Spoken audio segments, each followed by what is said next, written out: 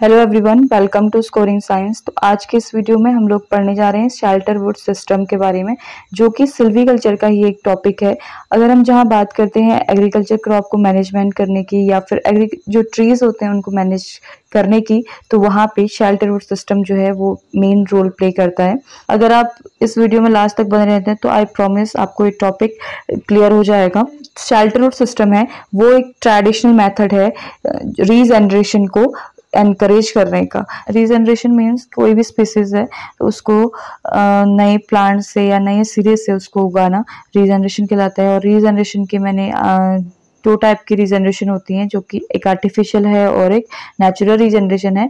इसकी वीडियो मैं ऑलरेडी बना चुकी हूँ, अगर आपको डिटेल स्टडी करनी है तो आप वीडियोस जाके देख सकते हैं। ठीक है, तो शेल्टर वुड सिस्टम जो है एक ट्रेडिशनल मेथड जिससे कि रीजनरेशन एनकरेज होता है और जिसमें ऐसे सीड्स का यूज होता है, जैसे कि आप देख लीजिए पाइन देख लीजिए, पाइन के जो सीड्स होते हैं वो सीड डिस्पर्सल के थ्रू अलग अलग जगहों पर जाते हैं और वहां पे वो जनरेट करने लगते हैं। तो this kind of method is known as regeneration. ठीक है, तो अभी और डिटेल पढ़ते हैं, डेफिनेशन देखते हैं इसकी। Shelter wood system are those high forests in which the young crop is established under the shelter, overhead or lateral of the old one, the latter at the same time afford protection of the soil। अच्छा देखिए, जो shelter would system है वो क्यों जरूरी है ये देखते हैं।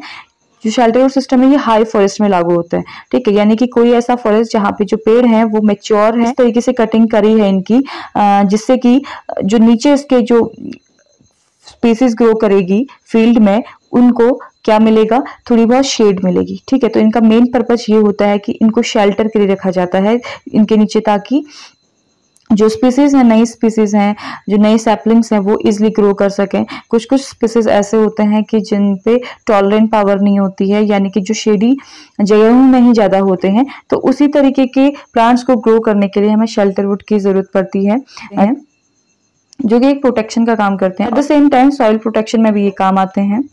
This method is a silviculture approach through which new generation of trees establish naturally under the shelter of wilder trees, जो कि मैंने अभी बात कर ली है।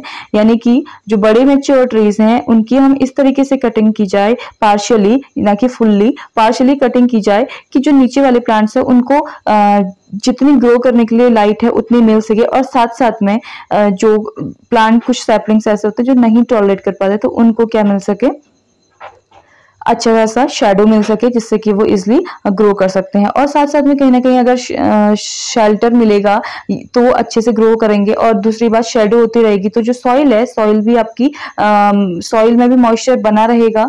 ठीक है, ये मॉइस्चर इवेपोरेट नहीं हो पाएगा। ठीक है, तो इससे क्या होगा कि हमारी जो नीचे की सैपलिंग्स है फील्ड की किसी भी फॉरेस्ट एरिया में, तो वो अच्छी खासी आपकी ग्रो कर सकती है। ठीक है, और जो ये प्लांट्स नीचे ग्रो करते हैं, यानी कि कोई भी फॉरेस्ट एरिया में जो प्लांट्स ग्रो कर रहे हैं, चाहे वो नेचुरली हैं या फिर हमने उनके सैपलिंग्स लगाई गई है वहां पे, तो ये इस तरीके से हो सकता है। फिर अगला पॉइंट है structure that provides privacy and protection from danger to cover with trees और वुड्स, जो कि मैंने बात कर दी। यानी कि शेल्टर वुड सिस्टम में जो बड़े ट्री हैं और मेच्योर ट्रीज हैं वो प्रोटेक्शन देते हैं डेंजर से। यानी कि डेंजर तो मेन यही है कि जो लाइट है, लाइट का ज्यादा इफेक्ट पड़ता है, जिससे कि पौधे मुरझाने लगते हैं और अच्छे तरीके से ग्रो नहीं करते हैं। और कुछ प्लांट्स ऐसे होते हैं जिनको मॉइस्चर की ज्यादा जरूरत होती है, वो ऐसे एरिया में एट द सेम टाइम उनको फोटोसिंथेसिस के लिए लाइट की जरूरत भी होती है, बट ये कि वो ज्यादा लाइट को टॉलरेट नहीं कर पाते हैं, तो उसके लिए उनको शेड की जरूरत भी होती है। तो ये प्राइवेसी एंड प्रोटेक्शन दोनों देते हैं। Next, the shelter wood system includes the various system of successive regenerations falling together with the selection system। ठीक है, अब देखिए जो शेल्टर वुड सिस्टम है इसकी जो कटिंग है उसको हम सिलेक्शन सिस्टम से भी कर सकते हैं। ठीक है, और क्लियर फेलिंग सिस्टम से भी हो सकती है। ठीक है, तो सिलेक्शन सिस्टम में क्या होता है कि हम जैसे कोई प्लांट्स है, प्लांट्स के जो लोअर ब्रांचेस हैं तो उन ब्रांचेस को कट करके उनके प्रूनिंग करके इसको गिरा सकते हैं, और अच्छे तरीके से इससे क्या हो सकता है, सक्सेसिव रीजनरेशन हो सकता है। जैसे कि आप नीचे आप इमेज में देखिए, इमेज के थ्रू आपको समझ में आएगा। देखिए जो बड़े प्लांट्स हैं जो कि मैच्योर ट्रीज हैं, तो उनको इस तरीके से उनके जो नीचे के लोअर ब्रांचेस हैं जो काफी शेडी होती हैं, तो उनको कट करके क्या किया गया है, एक एज अ शेल्टर इतना उनको छोड़ा गया है, उनका क्राउन पार्ट छोड़ा गया है, ऊपर का मेन टॉप पार्ट, जिससे कि जो नीचे यहाँ पे जो ग्रो कर रही हैं ट्री स्पीसीज वो इजिली ग्रो हो जाए और एट द सेम टाइम उनको शेडो भी मिलती रहे।